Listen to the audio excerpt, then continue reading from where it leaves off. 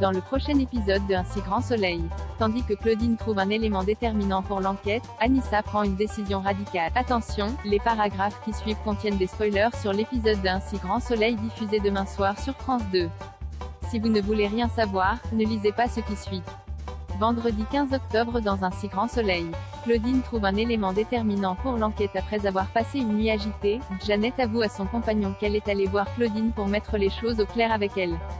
Agacée qu'elle n'ait pas confiance en lui, Clément répète qu'il a pourtant tourné la page depuis bien longtemps. Lorsque Janet découvre sous sa tasse un petit écrin, Clément déplore que le moment romantique qu'il avait prévu pour lui offrir sa bague de fiançailles soit gâché. De son côté, Claudine rapporte à Alix la discussion qu'elle a eue avec Janet. Tandis que son amie cherche à savoir si le docteur Lewis a des raisons de s'inquiéter, l'avocate répond qu'elle a presque envie de lui faire croire qu'elle s'intéresse à Clément juste pour voir sa réaction. En parallèle, Manu raconte à Baker avoir récolté le témoignage d'une personne ayant vu Tristan Chapuis se battre avec un homme car sa femme l'avait trompé avec lui. Comme cet incident date de 2014, le commissaire, qui en a marre de perdre son temps, exige de vraies preuves. À plusieurs kilomètres de là, Janet se confie auprès d'Alain sur les tensions qu'elle rencontre actuellement avec Clément.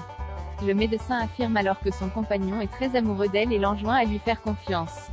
Plus tard, Claudine déambule dans les rues de Montpellier et refait le trajet emprunté par Tristan lorsqu'il a quitté l'opéra le jour de la mort de Laurent Vier. En observant des adolescents faire des vidéos à l'aide d'un drone, la mère de Sabine leur donne de l'argent en échange de leurs images. De retour au cabinet, l'avocate étudie avec attention les vidéos et découvre Tristan en train de quitter l'opéra à 10h31, soit 3 minutes avant la mort du régisseur. Sans attendre, elle se rend au commissariat et montre les images au capitaine Léonie. Janet décide quant à elle de porter la bague de fiançailles de Clément.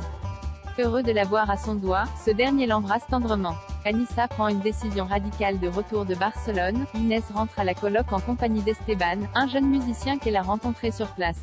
Celui-ci se sent tellement à l'aise qu'il se roule un joint sous les regards stupéfaits de Charles, Anissa et Antonin.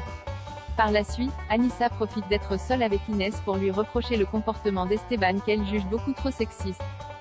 Mais la jeune femme relativise, assurant de plus que son copain est inoffensif. Peu après, Anissa et Charles partent faire quelques courses pour la coloc. Bien que la jeune femme soit silencieuse, Charles aimerait qu'ils puissent avoir une discussion. Ne supportant plus cette situation, Anissa met donc un terme à leur histoire. Complètement abattu, Charles se confie à Elliot sur sa rupture. Une discussion qu'entend Dylan qui sert la table d'à côté. À la coloc, Charles tente de convaincre Anissa de revenir sur sa décision mais sans succès. La jeune femme, qui est agacée, lui répète alors que leur histoire est terminée puis lui demande de lâcher l'affaire une bonne fois pour toutes. L'instant qui suit, Antonin les interrompt pour inviter sa copine à aller boire un verre. Sentant le malaise entre eux, Antonin se livre auprès de Dylan. Comme il se demande s'il se passe quelque chose avec Charles, le fils de Gérald lui fait croire qu'il se fait des films et ajoute même que son ami a des vues sur une autre fille. Des propos qui rassurent